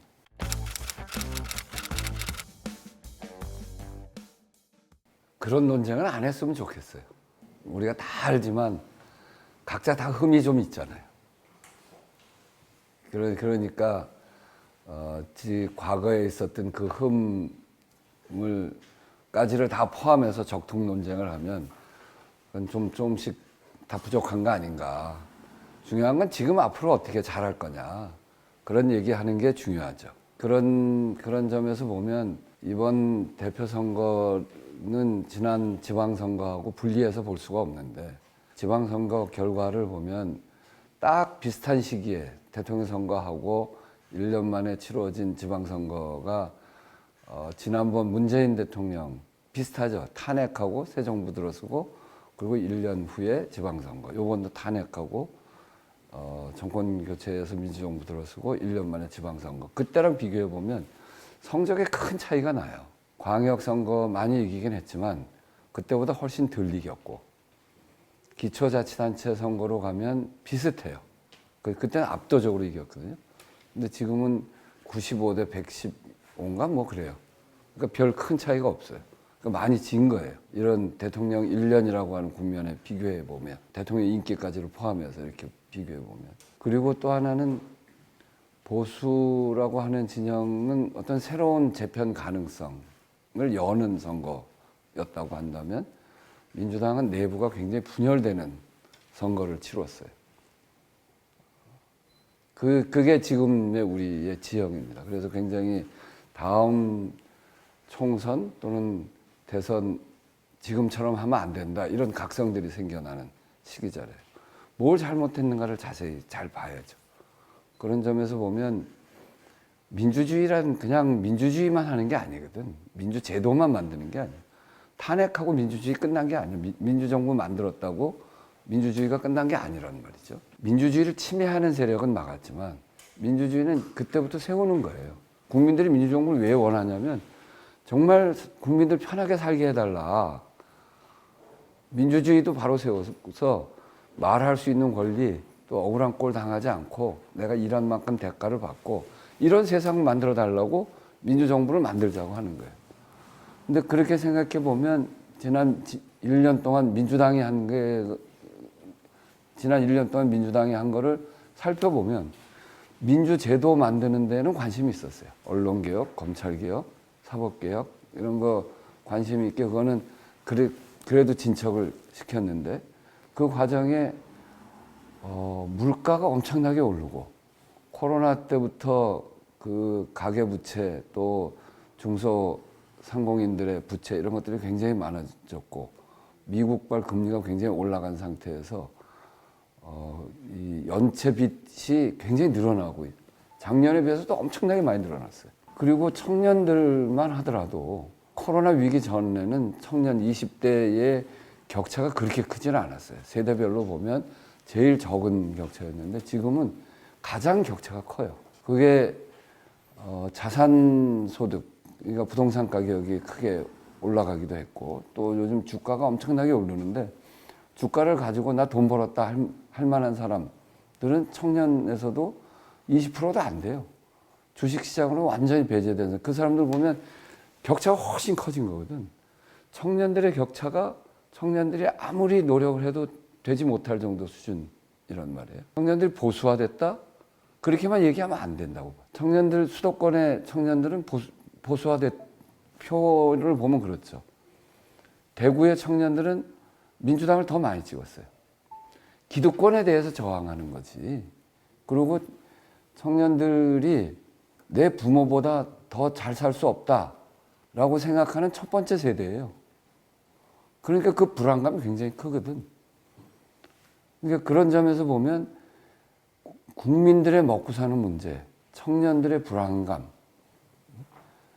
이런 문제들, 또 사회적 양극화의 극복, 이런 큰 과제들, 지역 소멸, 또 기후위기, 이런 큰 문제들이 우리한테 닥쳐오고 있고 사회에 큰 불안을 만들고 있고 이게 전환기적인 그 변화가 생기는 AI로 해서 기술 발전 엄청나게 되고 있는데 그게 일자리를 줄이는 측면이 있단 말이에요. 그럼 이런 거 어떻게 할 거야?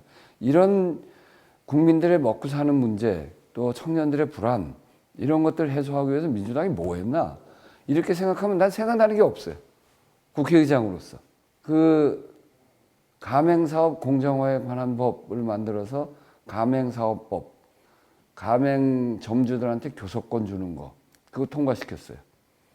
그거 당에서 나서서 하기보다는 을지로위원회가 나섰고 을지로위원회 만든 국회의장도 아주 적극적으로 나서고 그렇게 해서 처리되는 거지 당이 세게 제기해서 한 걸 생각해 보면 상법 개정안 그 말 또 뭐가 있을까? 별로 없어요. 그리고 당이 그런 일에 앞장서고 있다라는 느낌이 전혀 없잖아요. 그게 국민들의 불신을 사지 않았을까?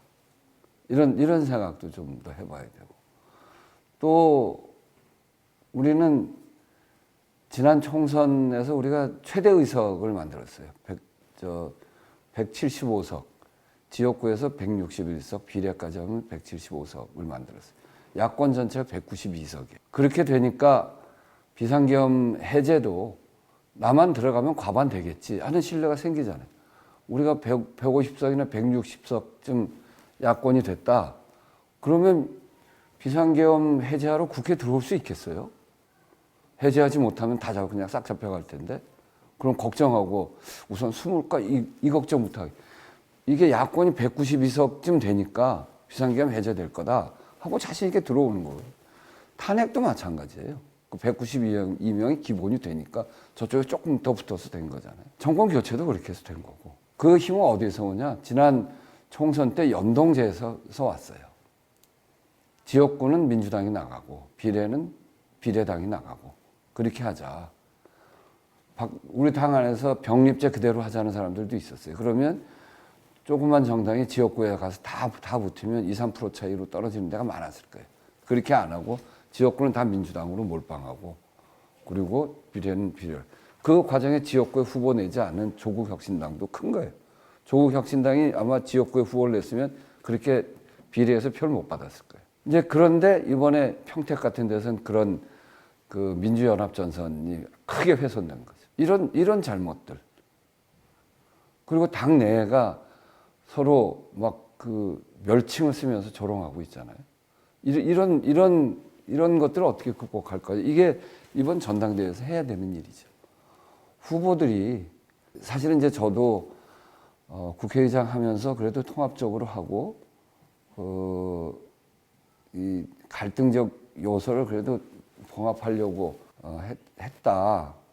그래서 지금 갈등이 심한데 전당대회에 나갈 볼 생각이 없냐 그런 얘기 하는 사람들도 권유도 굉장히 많았는데 멸칭 쓰는 거 보고 지금 나도 가서 뭐 하겠다고 소리칠 것이 아니고 이런 점들에서 선배로서 좀 야단도 치고 못하게 해야 되겠다. 그렇게 생각하고 글도 쓰고 이러저런 이야기 지금 이런 얘기들을 하고 있는 겁니다. 과거에 다 부족한 면이 저는 있다고 생각해요. 지금 이 당이 공도 있고 과도 있어요. 근데 마치 본인들만 다 옳은 것처럼 이야기해서는 안 되고 가장 중요한 거는 우리한테 벌어져 있는 당 내부의 갈등, 민주연합전선의 붕괴, 그리고 우리의 이 노선 이런 거에 있어서 어떤 대안을 가지고 당을 이끌어 갈지에 대해서 진지하게 얘기해야 된다. 그러지 않으면 지금과 같은 모습 이런 갈등을 그대로 가져가고 전당대회 끝나면 정말 다음 총선 기대할 수 없다. 기대하기 어렵다. 그리고 그렇게 되면 다음 대선도 참 기대하기 어려워진 상황이고 만약에 정권을 놓치게 되면 다음 민주정부는 오기 어렵다고 생각합니다. 80년 광주 12.6 사태 12.12 5.17 비상계엄 확대 이렇게 이어지는 시기에 전 군대에 있었으니까 계엄군으로 나가는 일이었는데 그 계엄군으로 나가 있었지만 그때 그 조마조마함 친구들이 다 잡혀가고 선후배들 다 잡혀가고 자식들 좀 피해 있지 왜 이렇게 빨리 잡혔냐 그리고 저 이게 좀 몸을 잘 지키고 기회가 되면 우리가 싸워야 될 텐데 다 구속돼 버리면 어떡하냐. 그것도 거기서 사망한 사람들, 그 용기가 정말 대단하고 어떻게 저분들의 뜻을 잘 이어가야 되냐 이런 생각도 또 한편 있지만 그래도 좀 버텨줬으면 하는 생각. 정말 아슬아슬하고 조마조마하고 그러고 이 군사 통치하는 거에 대해서 저항감 뭐 그런 것들이 말로 표현할 수 없었던 그런 시기죠. 그리고 민주주의를 도대체 언제나 회복하나, 정말 민주정부를 우리가 언제나 만드나 이런 아마득함도 느끼고 그랬던 시기입니다. 그리고 거기에 군의 계엄군이 돼서 내가 딴짓을 안 하면 나는 안전하지. 그런데 그 미안함이 있죠. 그 미안함. 아주 복합적인 그런 감정이었는데 그 과정 동안 80년 5월을 극복하기 위해서 그 이후에 나와서 얼마나 많이 싸우고 얼마나 많은 사람들이 감옥 가고 나도 물론 그 과정에 감옥을 가고 그랬습니다만 굉장히 많은 희생을 통해서 결국 그 6월 항쟁이 일어나고 6월 항쟁 거치고 민주정부 세우는 데는 실패했지만 그 여소야대 정국을 만들어서 광주 청문회를 통해서 진상이 규명되기 시작하면서 결국 전두환 노태우를 감옥을 보내서 그 결론은 국민을 이기는 어떤 권력도 없다. 그리고 그런 불법 비상계엄을 저지른 자들은 반드시 감옥 간다. 이걸 우리가 역사 속에서 입증을 했잖아요. 그래서 다시는 그런 불법 비상계엄이 없을 거라고 생각을 했죠. 박근혜 때 조짐이 좀 있었지만 결국 그건 실행하지 못했고 결국 우리 국민들의 역량이 국민을 이기는 권력이 없다라고 하는 걸 입증해냈듯이 국민들의 역량이 있기 때문에 결국 실패하고 있다. 이걸 실행할 거라고 생각을 못했는데 실행을 했잖아요. 그런데 정말 우리 국민들이 위대한 거는 5.18의 그 오랜 기간 동안 입증해냈듯이 국민을 이기는 권력은 없고 그런 비상계엄한 놈들은 다 감옥 간다, 처벌받는다 라고 하는 거를 몸으로 이제 알았기 때문에 피하기보다는 80년 5월은 피하는 게 능사였어요. 그게 우선 해야 될, 우리 몸에 새겨진 거는 피하는 거거든. 근데 피하지 않고 이 격돌하는 현장으로 국민들도 오고 국회의원들도 다 들어온 거죠. 그래서 우리가 해제할 수 있다고 생각을 하고 그게 그만큼 우리 국민들의 역량이 높아진 거죠. 그게 5.18이 없었으면 그런 일은 불가능했을 거라고 생각하고 5.18을 통해서 그 마지막 날 그 전남 도청으로 들어간 그날 밤의 사수대들의 심정을 생각해 보면 그리고 그것이 결국 그 5.18 불법 비상계엄을 했던 전두환 노태우를 감옥으로 보냈던 그 국민적 역량들이 모여서 이번에 12.3 비상계엄을 막을 수 있었다 이렇게 생각합니다. 그런 점에서 우리나라의 민주주의는 어디 이식된 민주주의가 아니고 우리나라가 만들어온 우리 국민들의 역량으로 만들어온 민주주의고 이건 고대 민주주의가 그리스였고 근대 민주주의가 영국이었다면 지금 전 세계 민주주의의 메카는 대한민국입니다.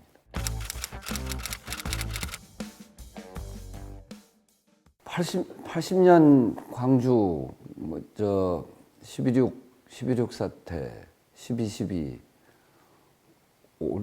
5.17 비상계엄 확대 이렇게 이어지는 시기엔 좀 군대에 있었으니까 계엄군으로 나가는 일이었는데 그 계엄군으로 나가 있었지만 그때 그 조마조마함 친구들이 다 잡혀가고 선후배들 다 잡혀가고 자식들 좀 피해 있지 왜 이렇게 빨리 잡혔냐 그리고 이게 좀 몸을 잘 지키고 기회가 되면 우리가 싸워야 될 텐데 다 구속돼 버리면 어떡하냐. 그것도 거기서 사망한 사람들, 그 용기가 정말 대단하고 어떻게 저분들의 뜻을 잘 이어가야 되냐 이런 생각도 또 한편 있지만 그래도 좀 버텨줬으면 하는 생각.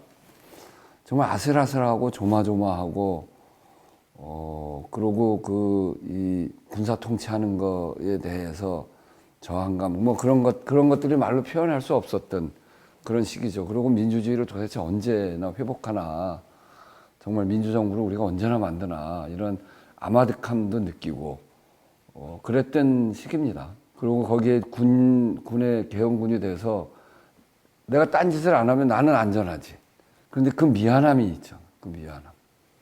아주 복합적인 그런 감정이었는데 그 과정 동안 80년 5월을 극복하기 위해서 그 이후에 나와서 얼마나 많이 싸우고 얼마나 많은 사람들이 감옥 가고 나도 물론 그 과정에 감옥을 가고 그랬습니다만 굉장히 많은 희생을 통해서 결국 그 6월 항쟁이 일어나고 6월 항쟁 거치고 민주정부 세우는 데는 실패했지만 그 여소야대 정국을 만들어서 광주 청문회를 통해서 진상이 규명되기 시작하면서 결국 전두환 노태우를 감옥을 보내서 그 결론은 국민을 이기는 어떤 권력도 없다. 그리고 그런 불법 비상계엄을 저지른 자들은 반드시 감옥 간다. 이걸 우리가 역사 속에서 입증을 했잖아요. 그래서 다시는 그런 불법 비상계엄이 없을 거라고 생각을 했죠. 박근혜 때 조짐이 좀 있었지만 결국 그건 실행하지 못했고 결국 우리 국민들의 역량이 국민을 이기는 권력이 없다라고 하는 걸 입증해냈듯이 국민들의 역량이 있기 때문에 결국 실패하고 이걸 실행할 거라고 생각을 못했는데 실행을 했잖아요. 그런데 정말 우리 국민들이 위대한 거는 5.18의 그 오랜 기간 동안 입증해냈듯이 국민을 이기는 권력은 없고 그런 비상계엄한 놈들은 다 감옥 간다, 처벌받는다 라고 하는 거를 몸으로 이제 알았기 때문에 피하기보다는 80년 5월은 피하는 게 능사였어요. 그게 우선 해야 될 우리 몸에 새겨진 거는 피하는 거거든. 근데 피하지 않고 이 격돌하는 현장으로 국민들도 오고 국회의원들도 다 들어온 거죠. 그래서 우리가 해제할 수 있다고 생각을 하고 그게 그만큼 우리 국민들의 역량이 높아진 거죠. 그게 5.18이 없었으면 그런 일은 불가능했을 거라고 생각하고 5.18을 통해서 그 마지막 날 그 전남 도청으로 들어간 그날 밤의 사수대들의 심정을 생각해 보면 그리고 그것이 결국 그 5.18 불법 비상계엄을 했던 전두환 노태우를 감옥으로 보냈던 그 국민적 역량들이 모여서 이번에 12.3 비상계엄을 막을 수 있었다 이렇게 생각합니다. 그런 점에서 우리나라의 민주주의는 어디 이식된 민주주의가 아니고 우리나라가 만들어온 우리 국민들의 역량으로 만들어온 민주주의고 이건 고대 민주주의가 그리스였고 근대 민주주의가 영국이었다면 지금 전 세계 민주주의의 메카는 대한민국입니다.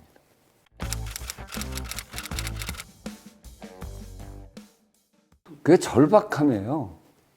그러니까 제가 막 빨리 하자고 할 때 빨리 하면 큰일 나는 일이거든. 빨리 하면 망하는 일이었거든요. 왜 그러냐면 몇 가지 이제 풀어야 될 문제가 있었던 거예요. 여기 비상계엄 하고 내가 국회로 들어오면서 제일 먼저 생각했던 거는 동트기 전에 끝내야 된다. 이게 계엄군이 국회를 진주하고 있는 상태에서 아침 출근이 시작되면 우리 국민들이 가만히 있지 않을 테니까 그러면 유혈 충돌이 벌어질 수 있겠다. 그래서 동트기 전에 끝내자. 두 번째는 상대가 검찰총장이고 법조인들 그 주변에 많이 검찰 출신들을 갖다 놨기 때문에 민주주의는 내용도 중요하지만 절차잖아요. 절차가 잘못되면 이건 아주 박살난다. 그래서 절차를 지켜야 되겠다. 이 두 가지 생각만 하고 들어왔거든. 들어와서 절차를 따지는데 하나는 안건이 없는 거예요. 안건이. 헌법에 보면 비상계엄 한쪽은 국회로 지체 없이 통보하게 돼 있어요. 그런데 통보가 와야 이걸 풀지 말지 안건이 생기는 거거든. 근데 통보가 안 왔어요. 그러니까 안건이 없는 거지. 그런 상태에서 계엄군은 쳐들어오고 이걸 어떻게 할 거냐. 그래서 한쪽에서는 지체 없이인데 즉시는 즉시 보내지 않으면 위법이다 이렇게 하고 그냥 우리가 시작하면 되는데 지체 없이는 그 판례에 의하면 3일까지예요. 3일 이내를 위법이라고 할 수는 없어. 3일 기다릴 수 없잖아요. 그럼 어떡하냐. 그래서 그걸 최종 결론을 낸 거는 국회의장이 의사정리권으로 해결하자. 그래서 본회의장 들어가서 제가 지체 없이 통보하게 돼 있는데 지금까지 통보하지 않은 거는 계엄한 쪽의 귀책 사유다. 그러니 우리는 절차를 시작하겠다. 그래서 지체 없이를 지금까지로 해석한 거예요. 그 문제 하나 해결했고. 또 하나 절차상의 문제는 이거를 국회에서 국회의원들이 의결할 수 있는 거는 법과 결의안이에요. 법은 법적 효력은 있지만 국무회의를 통과시켜야 돼. 국무회의에서 통과시켜 줄 리가 없잖아요. 거부권 하면 다시 돌아와야 되는데. 그걸 쓸 수가 없어. 결의안을 하면 국회에서 끝은 내지만 법적 효력이 없어요.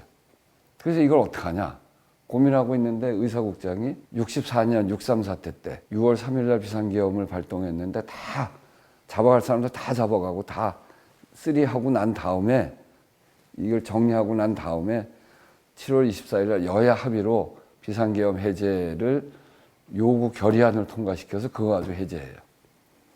그래서 선례가 있으니까 그거 갖고 하자. 그래서 결의안을 내게 된 거예요. 그 문제 해결하고. 그 다음에는 시간을 정해야 되는데 이제 들어가서 회의를 개시했단 말이에요. 지금까지 계엄 통보를 해주지 않은 거는 계엄한 쪽의 귀책 사유다. 그렇기 때문에 우리는 절차를 시작한다 해놓고 바로 한 게 그 개회 시간을 정해야 되니까 그거를 교섭단체 대표들하고 협의하게 돼 있어요.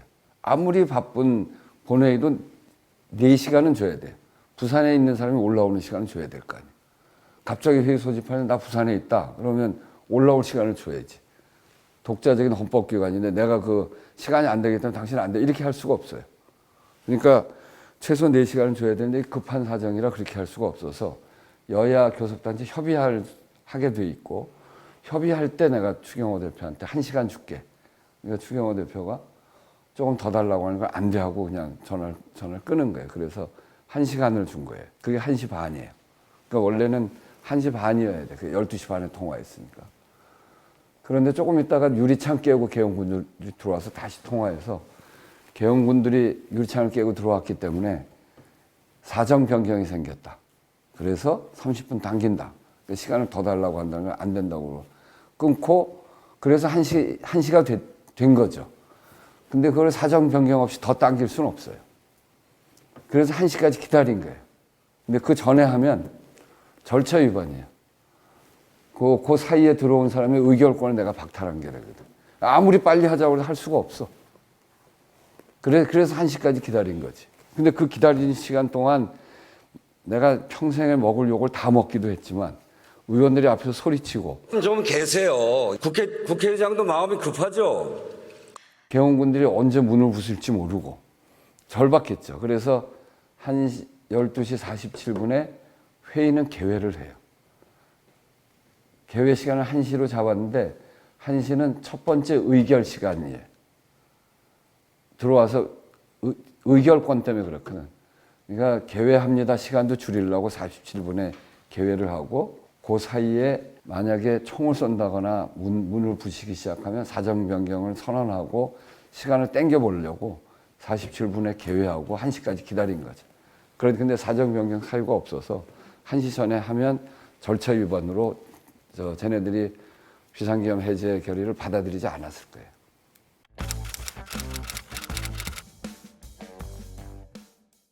이재명 대통령이 잘하고 있죠. 어쨌든 가장 중요한 거는 새로운 성장 동력을 잘 만들어가는 건데 지금은 AI로 세계가 기술 변화를 하고 있는 거고 김대중 대통령 때 IT 시대를 열었듯이 이제는 그거보다 더 큰 변화이기 때문에 아마 이거는 산업혁명적인 변화일 거예요. AI로의 변화는 시대 전체, 사회 전체가 변화할 텐데 AI 시대를 열어가는 데 있어서 꼭 필요한 게 반도체고 그래서 반도체 특수가 생기고 그래서 AI 시대로 열어가는 핵심적 이 고리를 지금 대한민국이 쥐고 있는데 그거를 아주 과감하게 그런 일이 시작될수록 될 수 있도록 길을 열어가는 그것이 지역균형 발전하고 같이 연결되어져서 그렇게 가는 것은 아주 성공적이고 또 저평가됐던 우리 주식 이런 걸 통해서 세계 자본시장에 우리 주식 시장의 문이 활짝 열리고 그 가치도 새롭게 더 평가되어지고 그런 점들에 있어서는 대단히 훌륭한 평가를 받을 수 있죠. 그리고 1년 동안 해야 될 민주개혁, 민주적인 영역에서의 개혁 이런 것들도 빠른 속도로 진행해 가고 있고.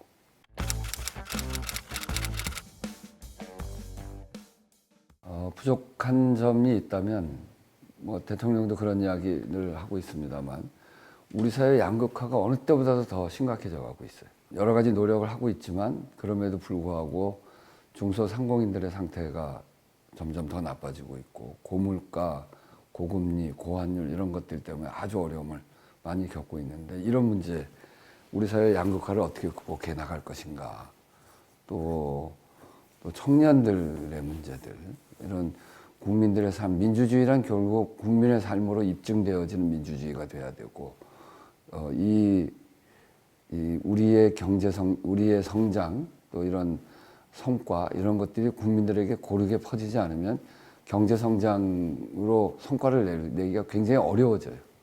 그런 점에서 이걸 어떻게 국민들에게 다 잘 펼쳐나갈 거냐 하는 건 우리한테 주어진 큰 과제이기도 하고 이재명 정부의 중요한 과제이죠.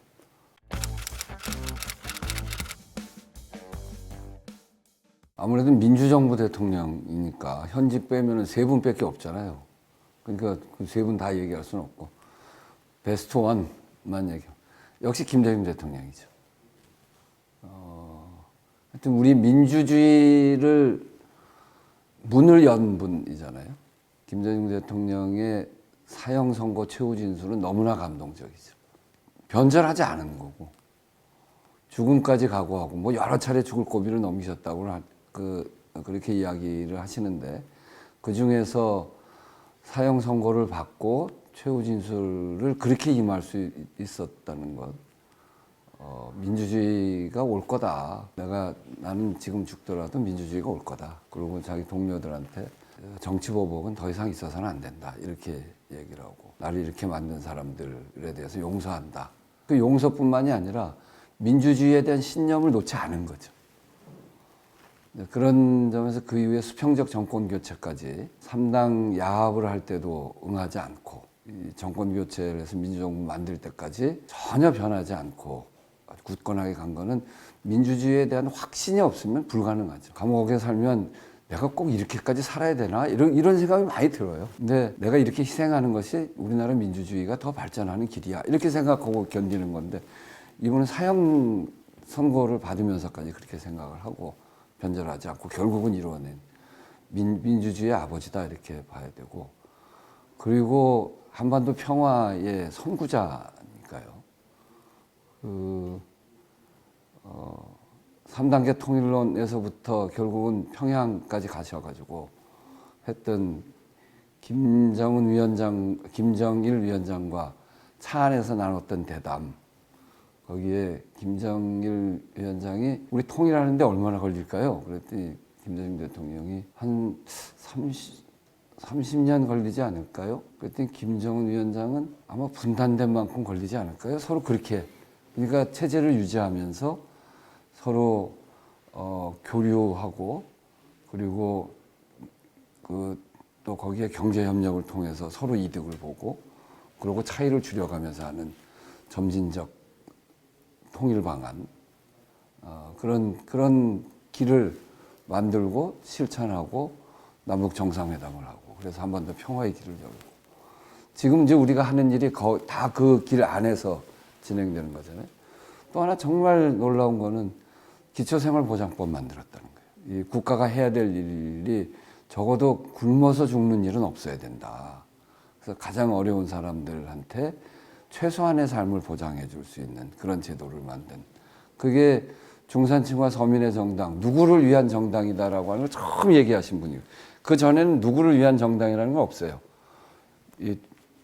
이승만 독재에 저항하는 민주주의 정당 이렇게 얘기를 했지, 중산층과 서민의 정당, 이렇게 계층, 계급을 향해서 우리는 그런 정당이다 이렇게 얘기하기 처음인데, 그거를 기초생활보장법과 같은 것으로 그래서 사회복지제도를 시작한 분이죠. 그래서 민주주의, 한반도 평화, 사회복지에 있어서 가장 선구적으로 첫 길을 열으신 분이기 때문에 가장 훌륭한 대통령, 세계 유례도 이런 세계를 다 뒤져봐도 이런 대통령이 별로 없을 거라고 생각해요. 그런 분을 가졌기 때문에 우리 민주주의가 자랑스럽다 이렇게 생각합니다.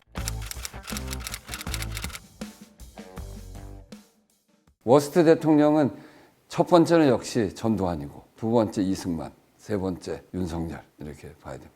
전두환은 그래도 그 민주주의가 막 만들어질 수 있었던 시기 80년 봄을 박정희 독재를 거쳐서 80년 봄이 오고 그리고 유신 독재가 끝나고 민주주의 봄이 만들어지는 그 시기에 광주에서 그 많은 사람들을 학살을 하고 그리고 다시 군사 독재의 길을 연 사람, 우리 민주주의 싹을 오랫동안 눌렀던 사람이기 때문에 그렇고 이승만 대통령은 해방 전후에 우리가 이 일본의 그늘로부터 벗어나서 정말 제대로 된 독립국가를 만들었어야 되는 시기에 친일파를 등용해서 나라의 첫 출발을 왜곡되게 만들고 그 이후에 소위 이념 냉전 시기에 국민들에게 독재의 그 그늘을 짙게 들이우게 하고 많은 희생을 만드는 대통령이기 때문에 근데 그분은 그래도 독립운동을 조금 하셨던 이력이 있어서 그것까지 합쳐서 두 번째다 이렇게 얘기를 하고 그리고 터무니없는 독재를 해보려고 했던 윤석열 대통령을 세 번째로 그렇게 꼽습니다. 지금 이 시기에 불법 비상계엄을 꿈꿨다는 것은 정말 터무니없고 그런 사람인데 그런 꿈을 꿀 수 있는 사람이 지금의 존재하고 대통령이었다는 게 너무나 부끄러운 그런 대통령입니다.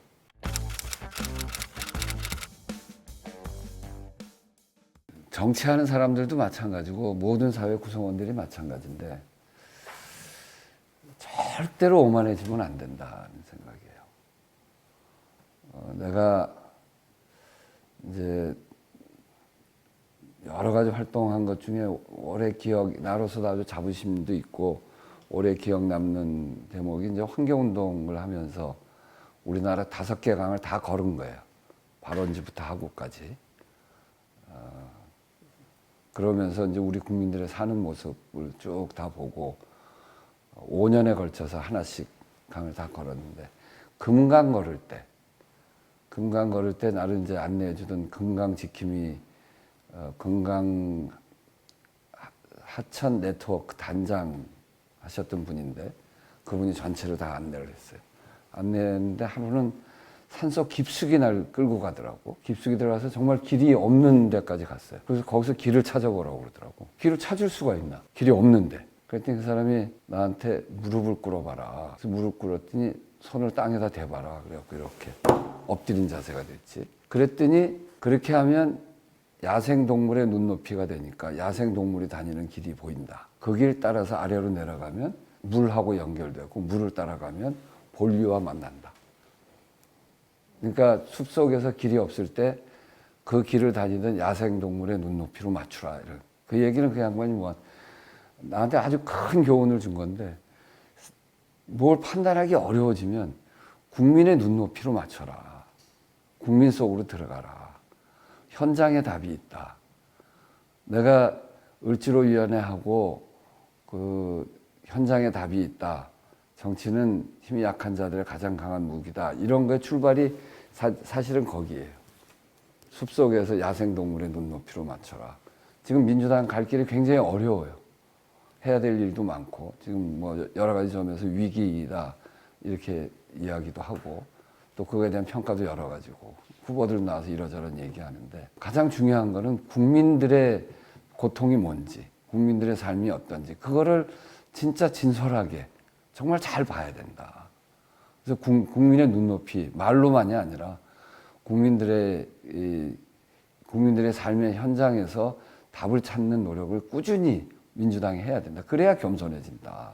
김대중 대통령이 그 옛날에 기초생활보장법 같은 거 만드는 게 다 그런 이유거든요. 그래서 이 국민의 삶으로 입증되어지는 민주주의가 우리의 목표고, 그래야 민주주의가 더 단단한 민주주의가 되고 다시는 그 정권을 빼앗기고 국민들한테 고통을 주지 않는 그런 사회로 만들어갈 수 있다. 그런 점에서 지금 민주당에 주어진 책임이 엄청나게 크다는 얘기를 마지막으로 합니다.